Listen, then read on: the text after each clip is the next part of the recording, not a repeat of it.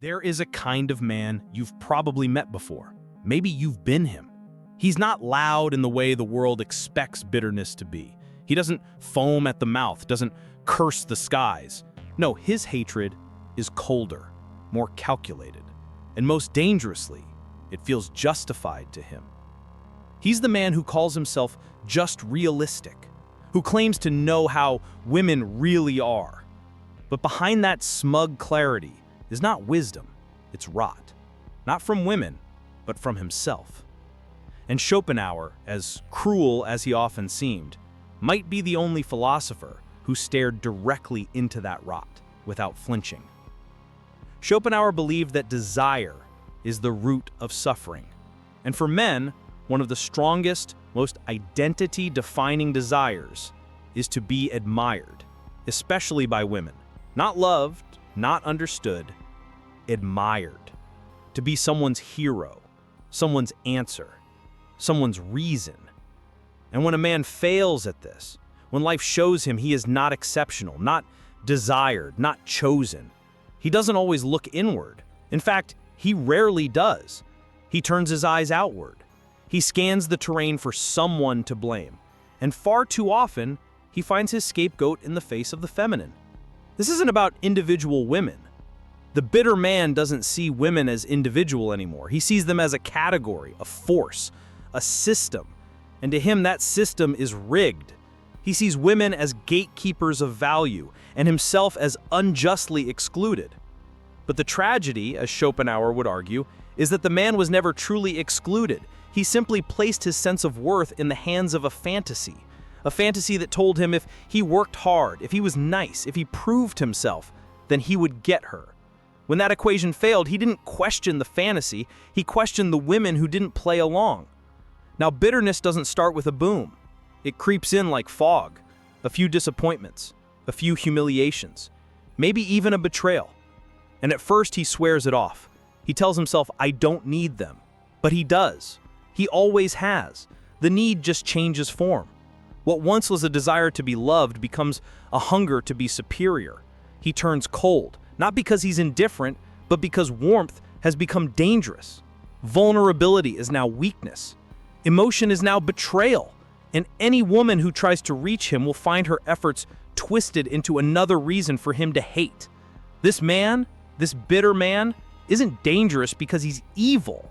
He's dangerous because he's wounded, and he refuses to heal. Healing would mean admitting that he was wrong, that the world does not owe him validation, that women do not exist to recognize his potential, that being overlooked is not a sin. It's a fact of life. And that failure, real failure, is not being rejected. It's letting that rejection deform you. Schopenhauer's own life was haunted by bitterness. He never married. He openly despised women, even going so far as to publish essays that reduced them to creatures of instinct and manipulation. But what many forget is that Schopenhauer was not a conqueror of the feminine. He was terrified by it. He saw in women the power to undo a man's illusions, the power to reject him, to ignore him, to humiliate him. And instead of confronting that fear, he crystallized it into ideology. He made it philosophy. And in doing so, he gave many men a script for their own resentment. What if the man Schopenhauer feared wasn't women at all? What if it was himself? What if beneath all the arguments and essays and intellectual superiority, there was a terrified little boy who never learned how to cope with not being chosen? Because that's the root of so much male bitterness, not hatred, but heartbreak. Silent, unacknowledged heartbreak. And when that heartbreak hardens, it doesn't look like sadness. It looks like sarcasm, like cynicism, like that familiar phrase, she'll regret it one day. But regret never comes, and that's the final blow. The man who lives in bitterness holds out hope not for healing, but for revenge, for the moment she sees what she lost, for the moment he becomes undeniable. But that moment either never arrives or worse, it does, and it doesn't fix anything. He gets the success, he gets the money, maybe he even gets the woman, but the wound remains because it was never about her. It was about who he became in the process of not being wanted. The cruel truth. Many men are more comfortable punishing women than grieving their own disappointment. Grief would make them feel weak. Grief would make them feel human. But hate feels powerful. It gives them purpose. It turns rejection into righteousness. And in that, they feel less alone. But it's a lie. A beautiful, corrosive lie.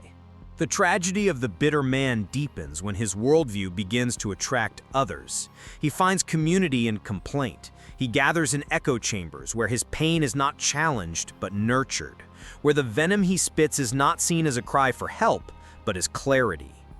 In these places, men speak not to heal but to confirm that women are the problem, that feelings are traps, that trust is suicide. They wear their scars like armor, but forget that armor rusts when never removed. What begins as a wound festers into an identity. He no longer sees himself as a man who was hurt, he sees himself as a man who was right to hurt back. This is where Schopenhauer's grim influence becomes prophetic. He believed that human nature was driven by a blind, insatiable will, an engine of wanting that could never be satisfied. For the bitter man, love becomes just another form of conquest. If he can't win affection, he'll settle for control. If he can't earn trust, he'll impose fear. And so relationships for him become war zones, not sanctuaries. He walks into them not hoping to build something, but to avoid being dominated. He doesn't share himself, he weaponizes himself. Every kind word becomes a strategy, every moment of silence a calculation. And women sensing this deep fracture pull away, not because they're cruel, but because they can feel the blade he hasn't named. Here's where the narrative turns inward again, because the bitter man is not, despite his defenses, without longing. He aches, he wants connection, he wants softness, he wants to be held and not judged for what he carries. But his pride has told him he must never need, that need is feminine, that vulnerability is submission. And so he builds his castle higher, surrounds it with moats of sarcasm and walls of sexual conquests. He believes the more women he uses, the less they can use him. But he forgets, even kings die alone when they kill everyone who dared to care. Schopenhauer never unlearned his contempt. He aged with it, wrote through it, died inside of it. But that doesn't have to be every man's ending. Philosophy is not fate, it's a mirror.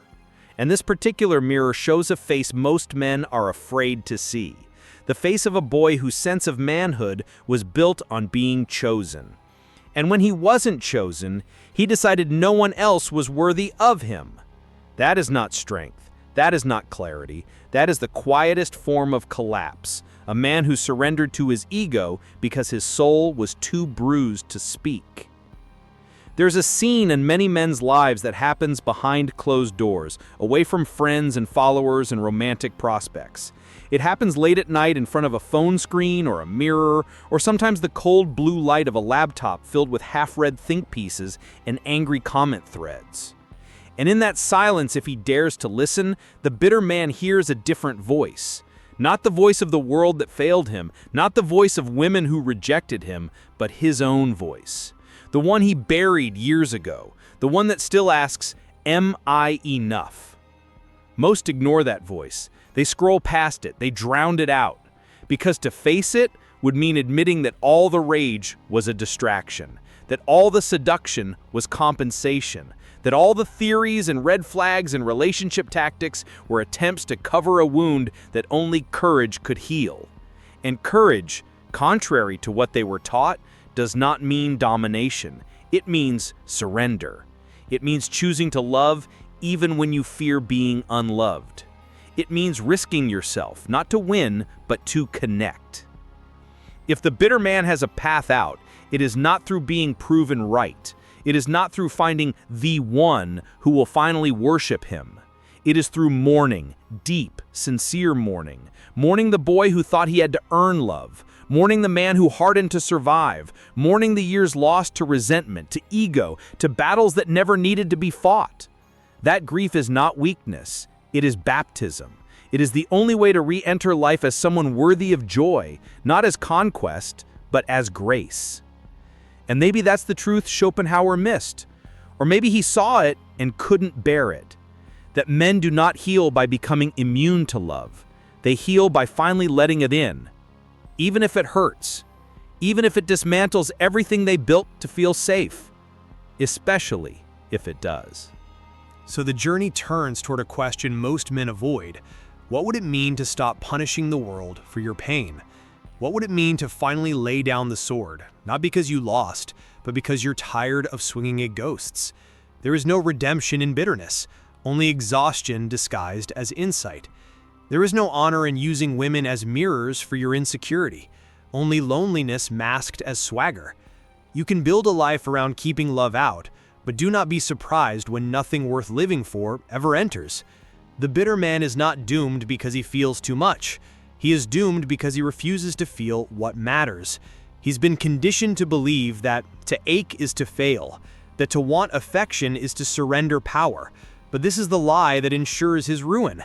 True strength is not the absence of longing, it is the courage to sit with longing and not let it rot into rage.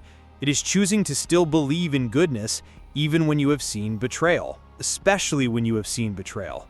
What Schopenhauer taught, perhaps without meaning to, was that philosophy without healing becomes poison, that intellect without introspection curdles into superiority.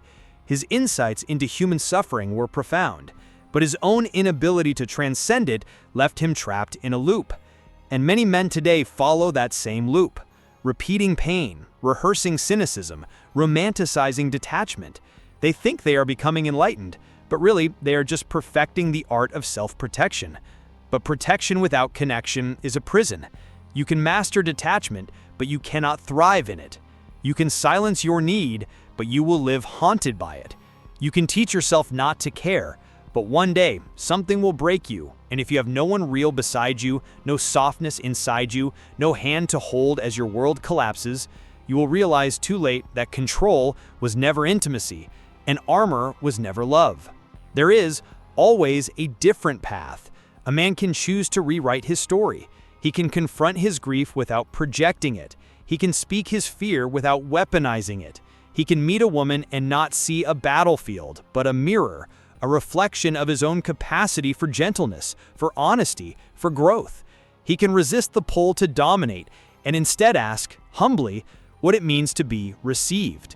And when he's brave enough, he can do the hardest thing of all, apologize. Not just to her, but to every part of himself he condemned just for wanting to be held. Because that's the quiet, exiled truth at the bottom of so many men's fury. They didn't want revenge. They didn't want control. They didn't even want endless validation. They wanted to be known, to be chosen, to be loved for who they are when they're not performing, not succeeding, not impressing, just existing, bruised and grieving. And when that was denied or mocked or lost, the pain didn't go away. It simply changed form. It became tactics. It became anger. It became punishment. But punishment never heals. It only ensures the cycle continues. One broken man breaks another. One guarded heart teaches another to hide.